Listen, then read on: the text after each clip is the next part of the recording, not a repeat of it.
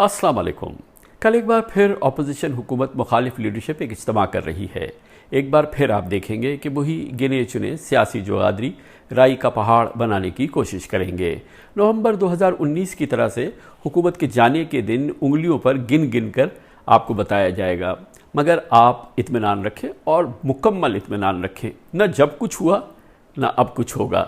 इसकी वजह ये नहीं कि पीटीआई किसी अजीम अक्सरियत के साथ हुकूमत कर रही है, बल्कि वजह यह है, पहले भी मैं आपको बता चुका हूँ कि आज पाकिस्तान में एक मिसाली और शानदार सिविल मिलिट्री निज़ाम काम कर रहा है।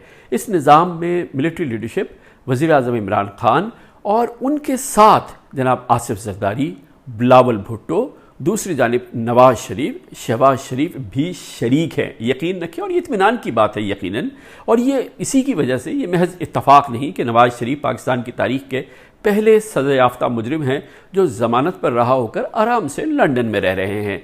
शहबाज शरीफ अनगिनत केसेस के बावजूद किसी जहनी या जिस्मानी दिक्कत से दो चार नहीं हैं। आसिफ ज़रदारी हो, फरियाल टालपुर हो, नैब की कैद से आज़ाद हो चुके हैं, अपने अपने बंगलों में आराम से रहते हैं। बिलावल भुट्टो ज़रदारी पे जाली बैंक अकाउंट और मनी लॉन्ड्रिंग केस की तहकीकात से उनको आज़ाद कर दिया गया है।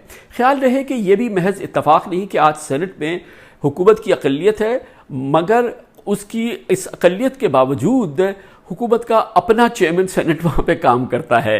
ना कभी बजट के पास होने में रत्ती बराबर मसला हुआ और ना ही किसी कानून साजी में। बिल्कुल बेफिक्र हो जाए, आप अपने काम पर तवज्जो दें, नेटफ्लिक्स पर कोई मूवी लगा लें, इंजॉय करें। पाकिस्तान तरक्की की शाहराह पर गामज़न है और आगे अच्छा ही अच्छा है इंशाअल्लाह।